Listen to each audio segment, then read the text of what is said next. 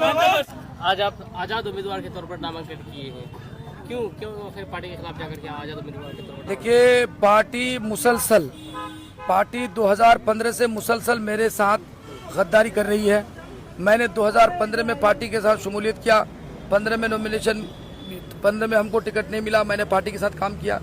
फिर 20 में हमको टिकट मिलना था, 20 में नहीं, फिर पार्टी का काम किया। और जो अब 25 है, मैंने अभी 24 में भी लोकसभा चुनाव में मैंने बिल्कुल संघर्ष किया पूरा पार्टी के लिए।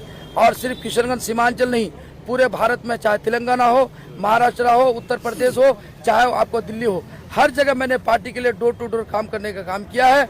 और बेबाकी के साथ, और हमारे सीमांचल में खासतौर पर किशनगंज में और किशनगंज में ठाकुरगंज के अंदर गांव-गांव में हमने पार्टी को पहुंचाया है।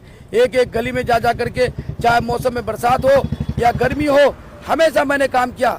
मेरा बच्चा अगर बीमार है, अगर पार्टी की तरफ से कहीं आदेश है, तो मैं अपना बीमार बच्चा को छोड़कर पार्टी के लिए काम किया हूँ।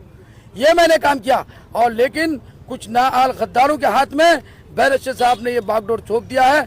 लगता ऐसा है कि उनको गिरवी रख दिया गया है। ये 3-4 आदमी मिलकर के ये पार्टी और क़यादत के नाम पर, सियासत के नाम पर सीमांचल के लोगों को ठगने का काम कर रहा है, लूटने का काम कर रहा है। मैं इनके मुकम्मल पर्दाफाश करने के लिए तैयार हूं और इन लोगों को यहां से भगाकर हम इंशाल्लाह दम लेंगे। आपने अल्लाह के नाम पे हलफ खाया था, उसके बाद भी आप इस तरह से कर रहे हैं। हाँ, बिल्कुल सही बात आपकी।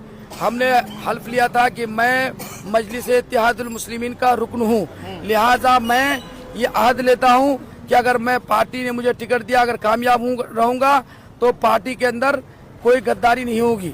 और अगर मुझे पार्टी टिकट नहीं देती है तो फिर भी पार्टी में बना रहूंगा। ठीक है, मैंने इंशाल्लाह, सुनिए, अल्लाह के कसम, मगर ये रुकनियत के साथ मुंसलिक है। मैं पहला रुकन हूँ, उसके बाद रुकन बनने का। अच्छा बताओ भाई, निकाह के बाद ही ना उस पर नानो नफका लगता है। जब हम रुकन है तब हमारे पर लागू हुआ।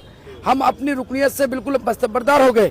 हमको पार्लियामेंट्री बोर्ड का मेंबर बनाया गया। सुनिए, पार्लियामेंट्री बोर्ड का मेंबर बनाया गया, उसका आज तक कोई कभी उसके लिए कभी मीटिंग नहीं बुलाया। तो सवाल है कि एक ओहदा देके कागज का टुकड़ा पाके बच्चा समझ करके, आपको नादान समझ करके पकड़ा देना और ये गड़बड़ी करना।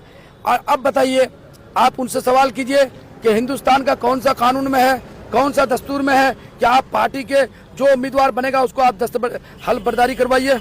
और फिर जब हल्फ बर्दारी होगी तो पार्टी के तमाम लोगों को होना चाहिए। सदर ले नहीं रहा, राष्ट्रीय प्रवक्ता जो ये लोग ठगने का मिशन बनाया है वो लेता नहीं है। वो कहता मैं इमाम हूँ। अरे भाई, इमाम अगर नमाज नियत नहीं मानेगा तो मुक्तदी की नियत से नमाज हो जाएगी क्या? तो सवाल इस बात का है, ये सारा प्रोपेगेंडा इन लोगों ने किया, तो इसका पर्दाफाश करना बहुत जरूरी था। मेरी खामोशी, मैं बार बार